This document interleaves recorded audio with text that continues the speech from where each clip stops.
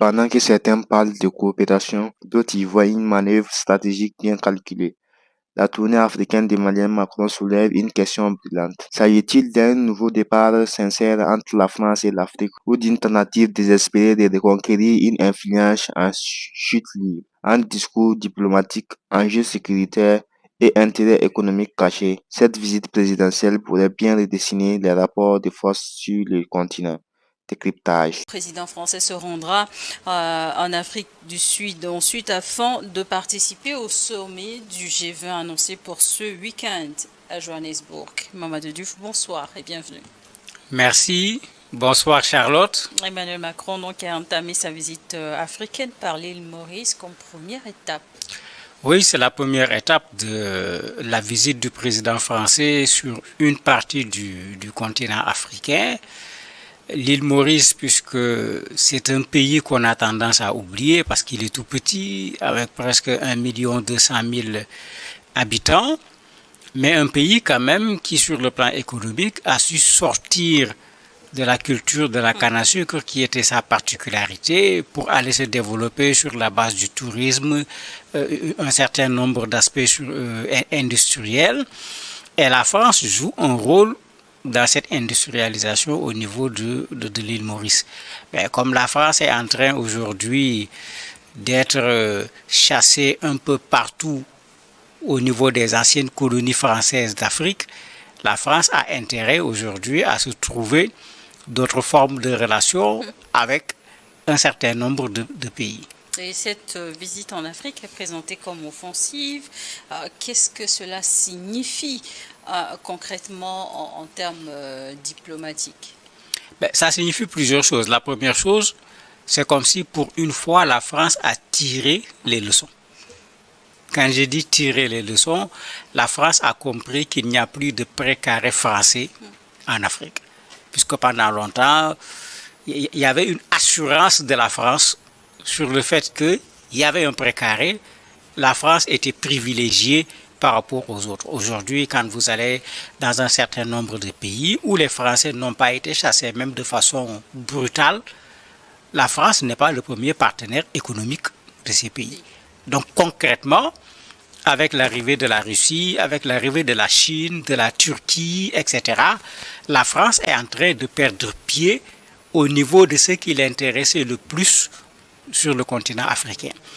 La deuxième chose, la France n'est pas encore totalement sortie d'une période difficile. Avec le Mali d'abord, le Burkina ensuite, le Niger après. Mais il ne faut pas qu'on l'oublie, Madagascar. C'est vrai que le cas Madagascar est un peu plus discret, mais Madagascar, c'est des gens également qui étaient en lien avec la France et on a vu l'action de la France pour permettre au président Ange Rajoel de pouvoir quitter le pays. Finalement, quand on nous dit la politique française en Afrique a changé, puisque c'est ce qu'on nous dit tout le temps, et qu'on revoit ce qu'on a vu à Madagascar, c'est comme si dans le changement, on n'est pas allé loin, ou bien c'est un changement dans la continuité, comme le disent certains. Donc en fait, la France est en train de regarder tous ces éléments, et quand vous regardez, de plus en plus, quand le président français vient en Afrique, il ne visite plus que des pays francophones, il peut aller dans des pays anglophones ou bien dans des pays lusophones parce que la France essaie de nouer un autre partenariat économique pour avoir perdu son précaré. On recule de son influence sur certaines zones de l'Afrique, notamment au Sahel aujourd'hui, avec cette visite dans la région de l'océan Indien où se trouve l'île Maurice. Est-ce que cette zone justement est devenue un nouvel espace qui intéresse les intérêts français? Mais bien sûr, l'île Maurice intéresse la France à cause de la position géographique. Il ne faut pas oublier que ces pays ne viennent pas vers des pays seulement pour des raisons économiques. Ici, il y a la position géographique. Madagascar était là, c'était une position particulièrement intéressante, mais ils sont en train de perdre pied à Madagascar parce que parmi les revendications de la GNZ, les gens demandent à ce qu'on revoie les relations avec la France.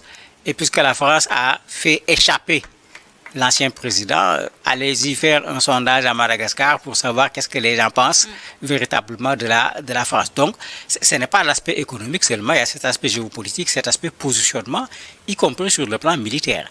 Parce que vous avez pas moins de 15 000 Français qui résident au niveau de cette île de l'île Maurice. Donc, généralement, c'est le premier argument qu'on nous donne. Il faut pouvoir sécuriser les ressortissants français, mais tout le monde sait que ça dépasse le fait de vouloir sécuriser les ressortissants français. Donc il y a cet aspect géopolitique qui est là, qui fait que l'île Maurice n'est pas un choix anodin de la part de Macron. Et quel message Paris cherche-t-il à faire passer, surtout aux partenaires africains, à travers cette tournée entamée ce jeudi? Depuis quelque temps, Macron nous tient un discours qui a du mal à passer chez quelqu'un comme moi pour l'avoir entendu plusieurs fois. Rappelez-vous qu'on nous avait déjà dit que France-Afrique, c'est terminé. Dans un discours officiel, en public. Et ce qu'on a vu, c'est que France-Afrique a continué, mais sous une autre forme, tout simplement. Actuellement, c'est le discours que Macron tient à chaque fois. Il dit qu'il faut redéfinir les relations entre la France et l'Afrique. Il propose même des relations gagnant-gagnant, une façon de reconnaître que ce n'était pas du gagnant-gagnant, parce que si c'était du gagnant-gagnant, il n'y a pas besoin de pouvoir les enlever. Il va même plus loin en disant qu'il faut qu'on oublie la logique néocoloniale. C'est-à-dire qu'on ait des relations qui ne se fondent plus sur cet esprit de France-Afrique. Et quand vous l'entendez parler de plus en plus, il parle de jeunesse, il parle de mémoire, il parle d'éducation, il parle d'environnement. Mais qu'on ne se laisse pas tromper. Ils sont en train de faire la même chose d'un point de vue médiatique. En se rendant compte qu'une partie de leurs médias sont actuellement très contestés, ils ont créé un autre média et ce média ne parle pas de politique, puisque c'est là où il risque d'y avoir des problèmes. C'est-à-dire, il faut leur reconnaître cela. Ils sont de véritables stratèges. Ils ne laisseront pas l'Afrique. N'oublions pas que Macron avait dit on ne quittera pas le Sahel. Ce n'est pas le Sahel seulement, ils ne laisseront pas l'Afrique, surtout pas actuellement où la France se trouve dans une situation difficile sur le plan économique. Ils ont besoin de trouver des marchés à l'extérieur pour faire fonctionner leurs usines. Au niveau de l'île Maurice, par exemple, ils sont très intéressés par les infrastructures. Au niveau du sommet également, qui va se faire entre l'Union européenne et l'Afrique. Mais la France est intéressée également par la question des infrastructures dans des pays où on est en train actuellement de trouver, d'exploiter le pétrole. Il va y avoir beaucoup d'infrastructures qui vont être mises sur pied. Macron est venu avec des entreprises françaises pour leur trouver des marchés sur le continent africain. Et le président français doit également participer ce week-end au sommet du G20 en Afrique du Sud. Mais quelle importance revêt ce sommet pour la diplomatie française? Macron, comme on le sait, a du mal à briller en France aujourd'hui. Tout le monde a vu ses échecs répétés, dissolution de l'Assemblée, etc. Il a même des difficultés maintenant pour nommer un Premier ministre. Il faut se concerter avec son opposition pour leur demander si vous allez laisser l'épée de Damoclès tomber sur sa tête ou pas.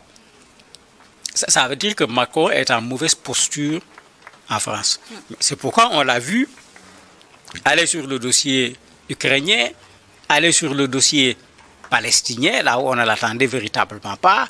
Actuellement, on le voit également sur cette question africaine où il se remet au devant de la scène sur le plan international, ce qu'il a du mal à faire au niveau national. Mais c'est une stratégie s'il parvient à glaner des marchés, comme l'a fait Trump avec le roi d'Arabie Saoudite. Mais s'il revient en France avec autant de marchés, vous allez voir, les Français ont beau ne pas être d'accord avec Macron, s'il leur apporte autant de milliards d'euros sous forme de marchés qui vont relancer l'économie française, sa cote va remonter à coup sûr.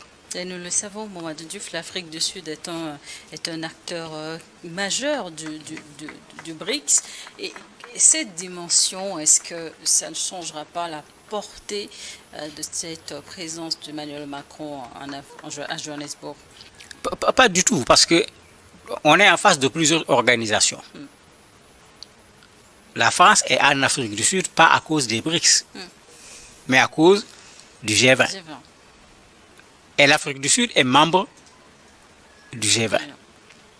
En fait, on a ce problème actuellement avec plusieurs organisations qui s'installent, avec des gens qui sont membres de part et d'autre. On a eu le cas de la Turquie. En même temps, les BRICS sont présentés comme le nouvel axe stratégique en termes sur le plan économique. Ça ne change rien parce que ce qui guide les gens, c'est l'intérêt. Je disais qu'on a la Turquie avec l'OTAN et qui ne suit pas toutes les directives de l'OTAN. Pas du tout. On a également nos pays africains. On est là en train de mettre en place un marché continental. Mais vous avez certains pays africains qui sont membres des BRICS. Est-ce que c'est les BRICS qu'il fallait favoriser ou bien c'est le marché africain qu'il fallait favoriser? En fait, les gens regardent là où se trouvent leurs intérêts et ils y vont. La France, si vous regardez bien Macron, il tient à être partout où on peut parler de lui et de la France. Vous vous rappelez la remarque de Trump qui disait que cette fois-ci, il est plutôt calme quelque part. En fait, ça se sent que ce monsieur a ce besoin de se présenter pour que dans son propre pays, qu'on se rappelle que c'est lui le président de la République. Donc, il y a cet enjeu également qui est là pour lui, mais il y a l'enjeu économique qui est là, c'est le G20, la France est membre du G20. La présence de la France au niveau du G20 ne pose aucun problème. La France n'est pas contre également le multilatéralisme que défend l'Afrique du Sud, c'est plutôt Trump qui n'est pas favorable à ce multilatéralisme. Et le président Emmanuel Macron est également annoncé au Gabon dans un contexte où le pays sort d'une transition après un coup d'État. Mais que peut espérer la France dans un tel contexte? Mais le bénéfice reste le même. L'espace d'influence, mais l'espace économique. Le Gabon est à construire.